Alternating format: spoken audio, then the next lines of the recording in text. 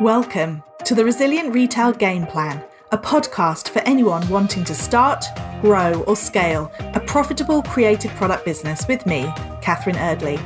The Resilient Retail Game Plan is a podcast dedicated to one thing, breaking down the concepts and tools that I've gathered from 20 years in the retail industry and showing you how you can use them in your business. This is the real nuts and bolts of running a successful product business, broken down in an easy, accessible way. This is not a podcast about learning how to make your business look good. It's the tools and techniques that will make you and your business feel good. Confidently plan, launch and manage your products, and feel in control of your sales numbers and cash flow to help you build a resilient retail business.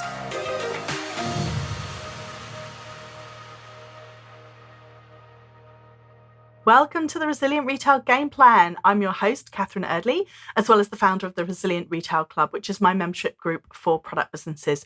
You can find out more at resilientretailclub.com. And if you use the code 10podcast, that's 10podcast, you can get £10 off your first month. If you enjoy the podcast, you might be interested to know that members get an exclusive members-only Monday morning podcast. It is packed full of tips and ideas to help you get your week off to a great start. So today I am joined by my very good friend, Elizabeth Stiles. This is her third visit back to the podcast. She always has so much interesting insight to share. And I thought this was a great way to wrap up our mini-series on growing your business organically. She talks about one of the most important skills that product business owners need to have in order to grow organically, and that is to figure out how to sell their products. Hi, Elizabeth. Welcome Hello. back. I think this is your third time on the podcast. Oh my God, I'm so grateful. You're my most frequent guest. You've overtaken my episode. You started like years after me. Wait, hang on a minute. When's your podcast coming back? When I get a sponsor for it. Oh, okay. So it's a bit of an ambiguous answer, but okay. It's in the pipeline. In the pipeline. Love it. Anyway, would you like to start by introducing yourself? I'm Elizabeth. I am friends with Catherine, and we both started our businesses at a very similar time, back in sort of 2017, 2018. And we also both have a very similar career background. So where, Catherine for being a merchant, numbers, let's say, yeah. I was a buyer in the fashion industry. So I worked for Next and Selfridge and Asda, and then I went over to work for a supplier for lots of other different retailers, sort of selling into them. And I now work with independent brands on their manufacturing and marketing and mindset. Fantastic. And that's kind of what we're really talking about today, especially, well, I suppose sales, that falls somewhere between marketing and mindset, right? Or Yeah. And merchandising, sort of. Yeah, fair enough. Numbers and sales and making money. But it's interesting because we both talk about sales, we both talk about growing sales, but I tend to be more about, the sales strategy, and you tend to be more about the sales skills. Is that fair to say? Yeah, I think that sounds good. Yes. Okay. So we have just finished, or I'm sort of in the process in the podcast of this mini series where we had 4 business founders on talking about their organic growth, or effectively building their business on a budget. So let's talk a little bit about sales skills then. How important would you say, if someone's listening to the podcast, they've listened to the last 4 episodes and they're like, okay, Catherine, that's it. Right. Yes, I'm going to do it. I'm going to go for organic growth. How important do you think it is to do work on your sales skills? Extremely, because I've always said, from day one, if you don't work on your sales, you've got an expensive hobby. And there is a difference between having a hobby and having a business. And most people start a business with the idea of loving to make something. So they might love painting or pattern cutting or sewing or drawing and designing. And they just think, oh, wouldn't it be a dream to do that all day, every day? And then that would be lovely. But if you are not marketing the product that you are making, you have a hobby. I hate to break it to you. One makes money, one doesn't. And how do you make money? You learn how to sell it.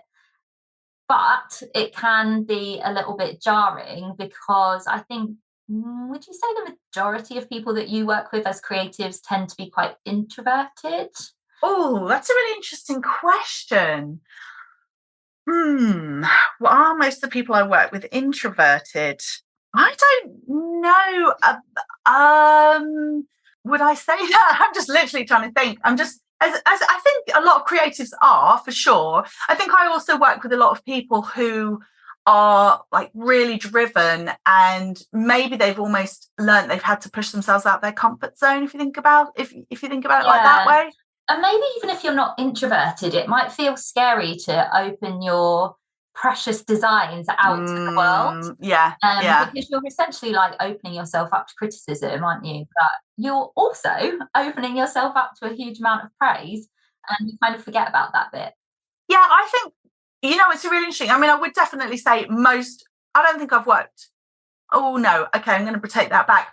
There are a couple of people I've worked with who say I love the selling, but I would say they're very rare.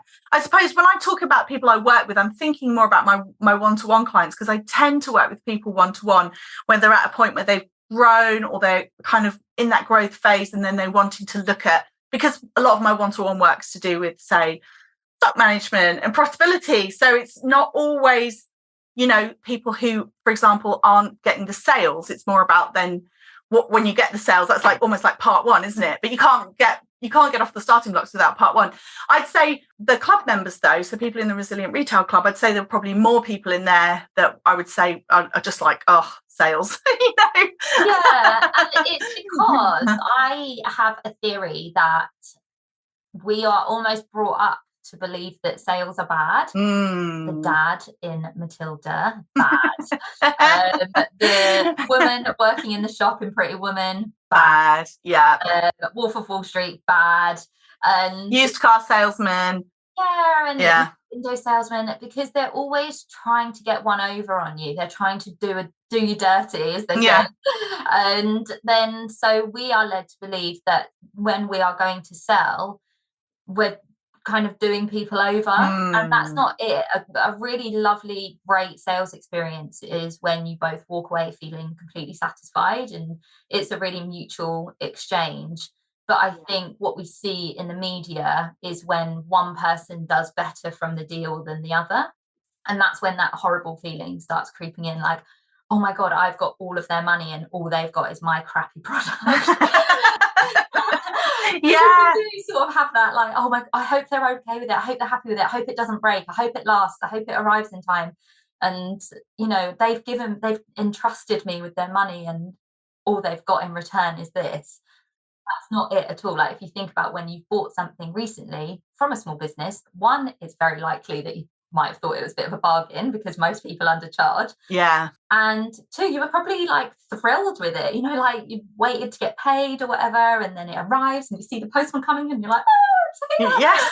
Like, people have that feeling for your product as well. Yeah, that's such a good point. I mean, I definitely think that. I always kind of refer back to many, many years ago. When I worked for Coast Clothing Company, we were working on this project about personal shopping, and I actually got to go to a bunch of personal shopping appointments on the company time, not the company money. Unfortunately, they didn't pay for me to buy anything, but they did pay for me to go and try them out. And I remember one, I think it was Topshop in particular, I just had the best experience. They just brought lovely things for me to try on. And then they were like, let me fetch you shoes that will go with that, or let me fetch you accessories. And I just think they listened to you and understood you. Exactly. And I ended up buying some things that I wouldn't have bought if I'd just gone by myself, like something a bit different, but looked really nice. And I just found the whole experience so lovely. And I do think you're right. I think it's like seduction, isn't it? People want to be seduced. Like, they want you to explain how this is such a great product and help them make that decision. I think that a really nice experience when you find a great product and you decide to buy it can be lovely. Yeah, and I know we're both fans of Mrs. Maisel as well. And we've spoken about this before, about how when you watch that program, so it's a comedy show on Amazon Prime, I think, and she wants to be a comedian in her side hustle, I guess, is being a comedian, and in the day she works in this like really beautiful department store. Yes. When you watch the scenes of her working in that department store, she's like taking their coat, asking how their day is, like suggesting things that would really like complement their skin tone or whatever. But it's so beautiful to watch that I think we've really lost that skill over the years. I don't know whether it is to do with the rise of, online, and I really try and show people the equivalent to what it would be in real life versus like what it would be online. And so if we say your Instagram grid is your shop window, your stories are like when somebody then steps foot into the shop and you have this really natural conversation. You wouldn't go, it's £10.99 the second somebody sort of like walks through the door. You're like, holy moly, she's crazy, I'm leaving. You would be like, where have you been? Like, have you guys been for lunch? Where did you go? Oh, I love that place. And it's conversation. I think I'm terrified of people losing the art of conversation and making sure people bring that through their brand online in order to warm them up for the sale. Yeah. I've been having this conversation a lot recently where people treat their whole audience the same, as if everybody is ready to buy, and they are absolutely not. I would say a quarter of them are cold, a quarter of them are warm, a quarter of them are hot, and a quarter of them are ready. Then you have to speak to all of them in different ways. So that sort of light touch, kind of fluffy conversation to the people who have just landed. Then you can talk a bit about your brand, then you can talk a bit about your product, and then ask somebody to buy. It feels more of a smooth transition. It feels more of a enjoyable experience. I was just thinking about, I feel like we may have even talked about this on the podcast before, but this is just making me think about the time we went to Spirit of Summer last year, and I bought those crazy garden secateurs from the guy. He was so funny, but but we just basically laughed and I think he was French, right? He was French, and sold you some French secateurs. Some French secateurs. I cracked open my very rusty old French. We had a chat, and then afterwards I was like, I don't know what happened, but now I own these secateurs. I know, and I burst out laughing. I think I had so just to rewind, to set the scene, Catherine and I went to Spirit of Summer. Spirit of Summer. And, it was a boiling hot day. We were having the best time. We were with your daughter, treating ourselves to some nice bits. And I think I was looking at a different stand, and I just heard you speaking French behind me. And I was like, I think that might be Carol. Like, I said, what just happened? And you said, yeah, I don't know, but now I own some secateurs.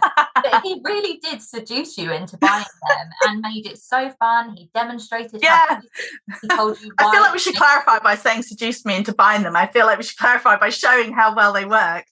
100%. He gave demonstrations. He was like, your gardening time is going to be cut in half, and let me show you how. Yeah, and to be fair, they were very effective, and they do cut through very large branches. It's quite impressive. I was very impressed. But then the lady who was on the soap, who pretty much accosted us in the corridor, grabbed our wrists. All three of us have extremely sensitive skin. Yes. And started rubbing this strawberry lotion on our hand. Yeah. Without permission, quite possibly. Yeah. It was very full on, wasn't it? She asked if we wanted to buy it, and your daughter was like, actually, my hand is kind of burning.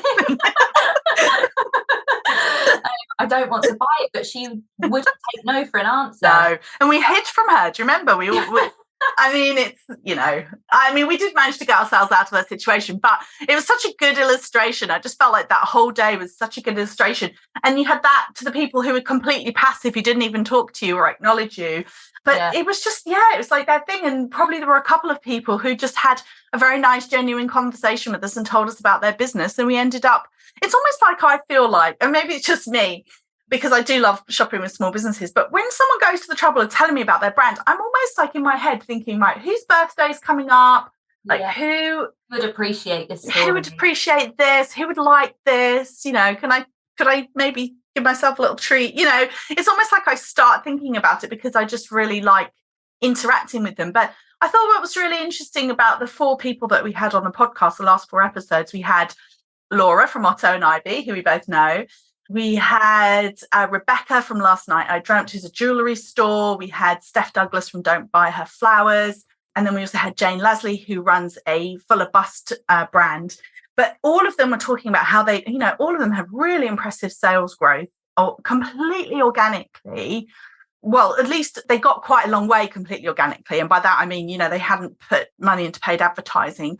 But I do wonder, to what extent every single one of them was so passionate about their product and also so passionate about talking to their customers about their product. And I do think, to what extent do you think, is it even possible to grow organically if you don't work on your sales skills? And maybe they didn't even think that they had sales skills, but they just became used to selling because they loved the product. Does that make sense? Yeah, I mean, passion for your product goes a huge way, because selling is so heavily linked to the way you feel, and you're trying to bring out some sort of emotional reaction in somebody to drive an action into buying.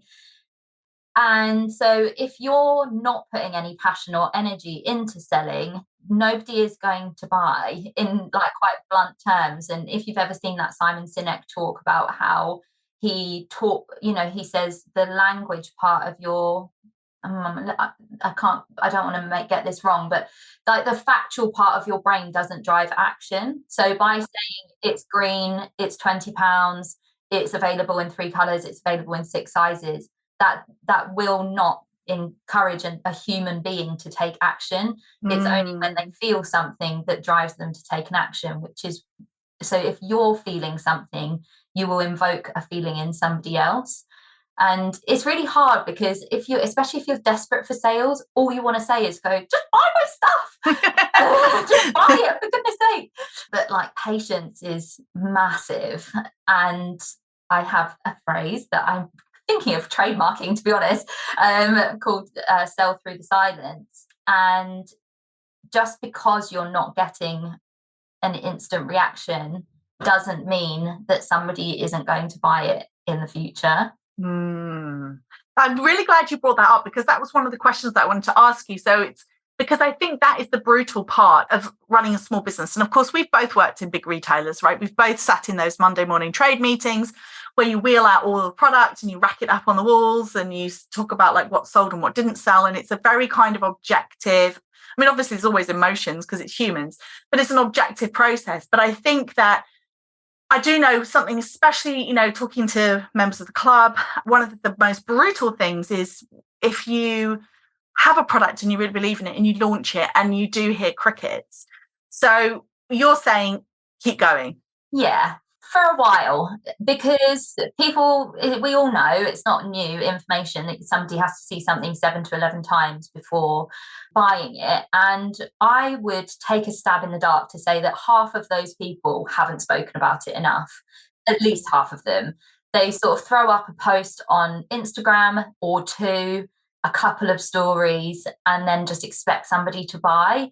Whereas, selling is like a dimmer switch. It's not an on-off switch. People don't buy or not. They think about it. They take time. They consider it. They might even look at your competitors and compare pricing or delivery or fabric. I don't know. People take time, and some people are impulse purchasers. But on the whole, I would say the customer journey from discovering somebody to buying something could be anywhere from like 3 months to 3 years.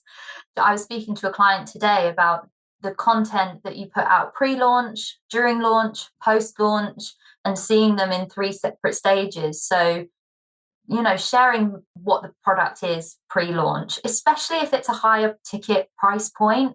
You can't just expect people to make an instant decision just because you've decided to make it go live one day. Yeah. Sharing about the story of the product, how it came about, the inspiration, when it's going to be available, where it's made, why you decided to make it, how you would suggest using it or styling it. And then doing the same during the launch, and then doing the same post-launch as well. And pre-launch, you're asking people to get on the mailing list, ready for it to come and arrive. During launch, you're sort of saying all the hype and excitement, like, come and celebrate with me that this new product is now available to buy. And then post-launch, you might be talking about sending it out and, people receiving their products and resharing that.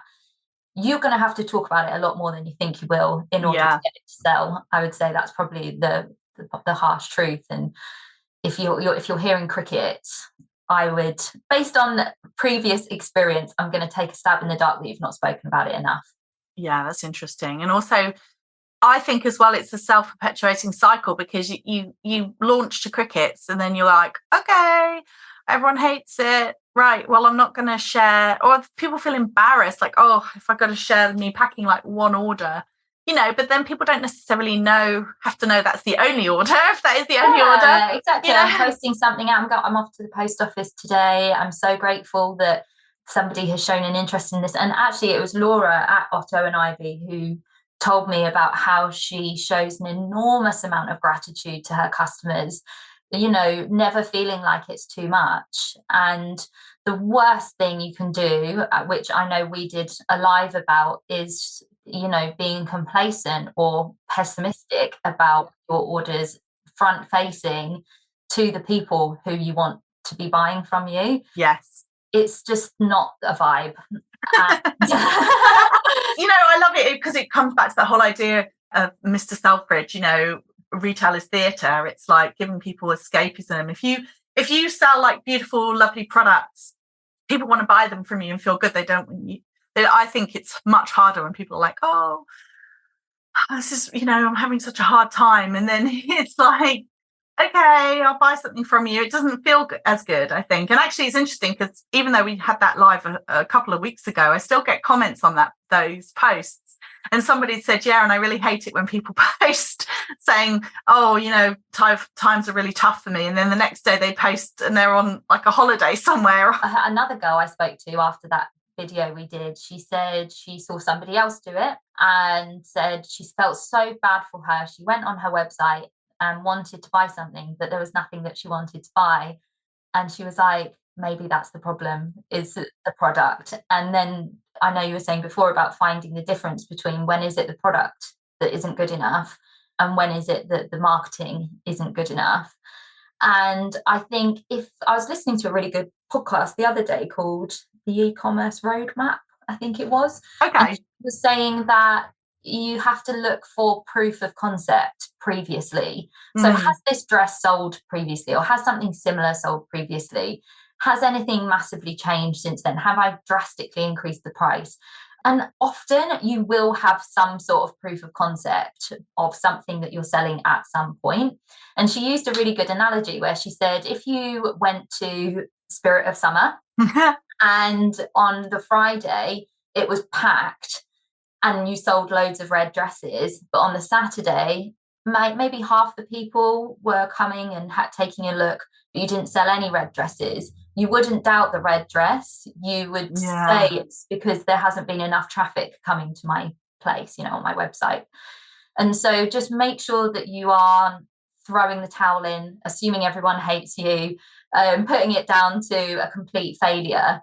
Start looking at it from, you're allowed an artistic tantrum and a short pity party, but as long as you keep it short, and then, a few days later, you are putting the more scientific hat on and saying, actually, this dress has sold in the past. And last time I released it, I did talk about it a little bit more. Maybe somebody with a huge audience had promoted it and that's why it had done well. Can I look at doing something similar this time round? And just looking at the data, as you know, and love. Yes, absolutely. Yeah, I love that. And absolutely. It's what I call the green shoots. You've got to look for what worked last time. And if it was collaborations, can you do more of those next time? But I think I really like that point there about, because that is the issue, isn't it? It's when things do go quiet, you can think to yourself, well, is it the product or is it the marketing? And if you've sold it before and now you're not, then the chances of people suddenly deciding it's dreadful, unless it's like a super, super niche trend product, like fidget spinners. Why did we both go to fidget spinners? Because it was that thing that you saw it skyrocket. Or interestingly enough, I remember when I worked at Paperchase, reusable bags. So when they first brought the 5p charge, I know it's like 20p now. When they first brought the charge in for plastic bags, reusable bags went through a massive, massive spike because nobody had one. But now everyone's got like 1 million of them. So then the sales really tailed off. Yeah. So there are definitely times when a product is kind of, like face masks. I hate to say it, but Etsy had to report their annual earnings without face masks included during the pandemic because it is skewing their numbers so much, how many they'd sold. So there I'll tell you something else where that happened was that when I was at Georgia Asda, the dressing up team had to report their numbers without Frozen because that was skewing their numbers too much compared to the year before as well. So there are definite trends that sort of throw things off, but it kind of also goes back to the idea, and I don't know if this is slightly off tangent, but it's very easy to sell new things to the same people. And if you are seeing a bit of a tail off, it might be that you've kind of rinsed your hot leads with that product. And so your answer is to then create something new and sell it to the same people. Because creating something new is so easy to you, probably. It's very much within your comfort zone, compared to thinking there is nothing wrong with that dress. I need to find more people to sell it to. Considering there's billions of people in the world. And you might have 2,000 followers and 1% of those people are converting, then I would say that you've probably still got some legs in that product to keep pushing it. So true. It is absolutely 100% true. Because we used to say, when I worked for bigger retailers, and to be fair, I mean, well, apart from when I was in the States where I worked for like a multi-billion-dollar company, a lot of the companies I was working for, even though they were, over £100 million businesses, they still were the smaller guys compared to, say, like Tesco's or Asda. You probably have had more volume experience. But even then we would say like, oh, well, we've only ever sold 500 of these. Like there's so much more in this. And yet sometimes I'll talk to small businesses and I'll say, like, I just think everyone who wants one has got one. You sold 100. Yeah. And it's just without it. I'm going to do a post about it, like a visual sort of diagram about like what is outside of your comfort zone and stepping sort of further and further out of that is selling to new people. So there's one thing about selling to people and then there's selling to people that you don't know. Yeah. It's just one step into the more scary zone, I would say, but worth doing. So there you go. That's a nice way for us to wrap this up. So what is your top tip then? If someone is looking to grow their sales, they want to, or they budgetary reasons or because it seems like the best thing to do, they want to grow organically, what would be your top tip? I am really pushing this message at the moment to not treat everybody the same. Remember that there are cold leads, warm leads, hot leads, and people who are ready to convert within your audience, and tailor your content to all of them. Not every post has to try and convert somebody. Your aim when you're posting is to move somebody from one camp to the next. So you're sliding them up the scale, ready to convert. And then you can rotate through those different messages. Just the process and keep doing it, keep showing up. Yes. Believe in your product. Don't complain about not getting any sales to your customers. Unless you really, don't complain, full stop. But, just ask yourself, honestly, have you done absolutely everything you can think of? Yeah. And the answer is probably no. Probably the answer is you've done some of those things.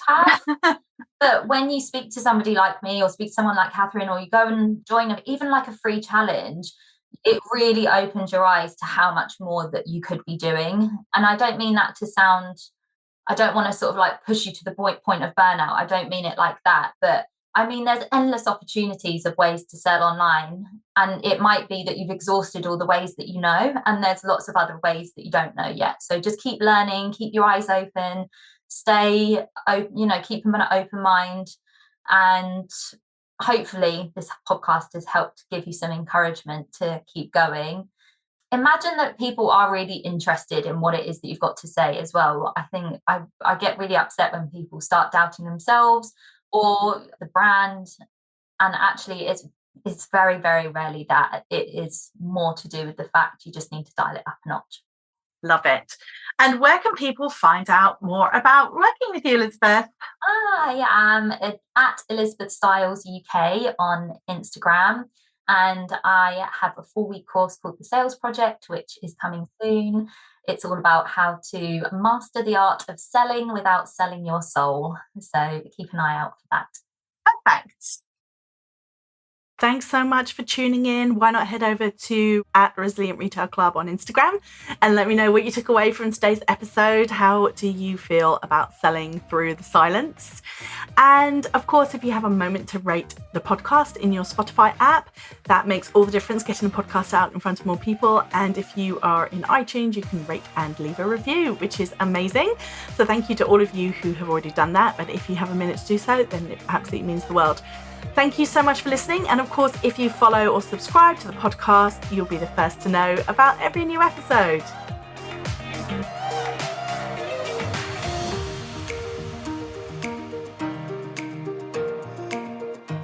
If you've enjoyed this week's episode, then I invite you to check out resilientretailclub.com. The Resilient Retail Club is the membership for anyone wanting to start, grow, or scale a profitable product business. No more trawling Google trying to find the answers to your questions or wading through general business advice that speaks mainly to service-based businesses. Whether you're still at the idea stage or you've been going for a while but want to get more focused and organised when it comes to your business, the Resilient Retail Club is the place for you. With a library of courses tailored to creative product businesses, several live sessions a month, and a supportive and active community, the Resilient Retail Club is the perfect membership to help you hit your goals faster. Check it out at resilientretailclub.com.